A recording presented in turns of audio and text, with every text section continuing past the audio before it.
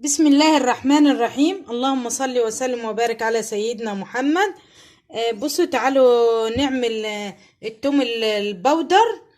بصوا التوم ده توم اخر السنة، مش توم اول السنة اللي هو التوم اللي بنجيبه طري دون بيبقى كله مية. ده توم اخر السنة. تعالوا نعمل به توم بودر، وبيكون افضل على فكرة في اللي هو التوم بتاع اخر السنة ده. التوم البودر بيكون افضل بيه لان ما بتبقاش فيه الميه كتيره. ماشي، بصوا انا فصصت الكميه لان انا اصلا زي ما انتوا عارفين لو متابعين الفيديوهات بتاعتي هتعرفوا ان انا فصصت كميه التوم اللي عندي وفرستها في الفريزر، عشان بيجي في اخر السنه كده تبص تلاقي التوم بدأ ينشف كده. ماشي، بصوا احنا هنجيب جبنا التوم وفصصناه، وبعدين شوفوا هنقطعه كده اهو هنقطعه كده. بصوا شايفين قطعناه ازاي؟ اهو حلقات كده اهي. بصوا انا خلصت كده بصوا شايفين انا قطعته ازاي اهو. هوريكم احنا هنعمل فيه ايه دلوقتي. ماشي، خليكم معايا. بصوا اهو اجرب لكم كده الكاميرا عشان تشوفوا.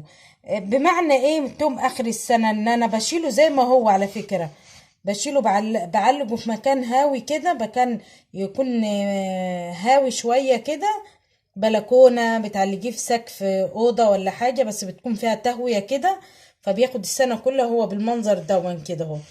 طبعا اللي ما عندوش مكان هو اللي بيفرزه يحطه في الفريزر من الأول في الموسم بتاعه. ماشي، خليكم معايا كده هوريكم احنا هنعمل فيه ايه دلوقتي.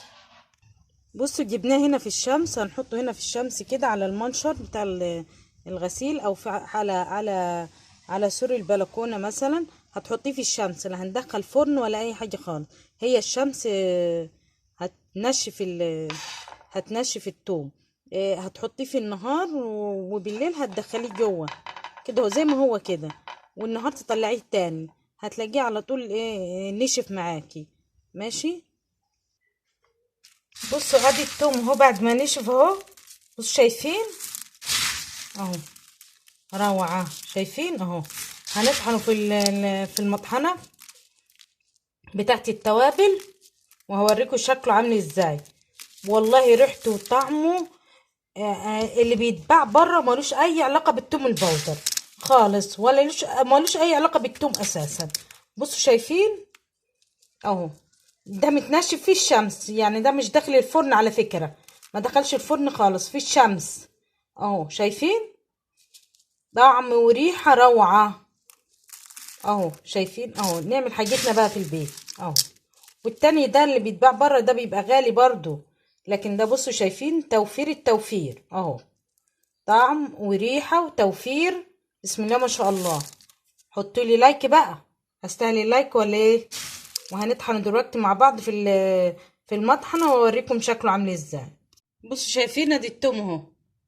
بصوا اهو، هنطحنه في المطحنة بتاعت التوابل كده، هننعمه عشان يبقى جاهز للشغل.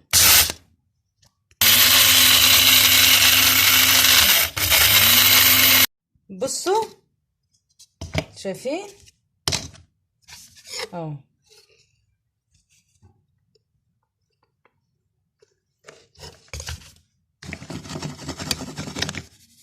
عايزه اقول لكم ان ريحته بسم الله ما شاء الله، ما شاء الله صلاة النبي. وعايزه اقول لكم ان اللي بيتباع صدقوني ملوش اي علاقه بالتوم خالص اهو. شايفين الريحه بسم الله ما شاء الله عليها اهي.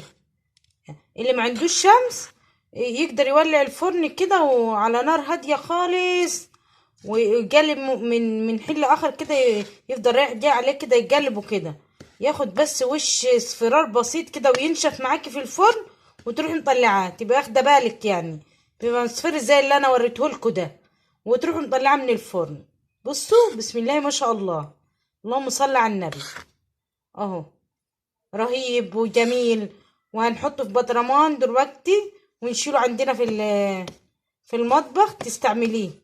انا دول بستعملهم، وفي لسه قاعد فيه لسه شويه قد دول، انا ما طحنتهمش اهو، بسيبهم كده زي ما هم. لما بعوز بروح اطحنهم يقعدوا زي ما هم كده، يقعد صحيح زي ما هو. اي حاجه بتبقى قاعده صحيحه زي ما هي بتبقى قاعده بالقيمه بتاعتها اهو. فبشيلهم عندي بشيلهم عندي في المطبخ. لما بعوز بطحنهم، ودول بحطه في بدرمان وبستعمله برضو. ماشي.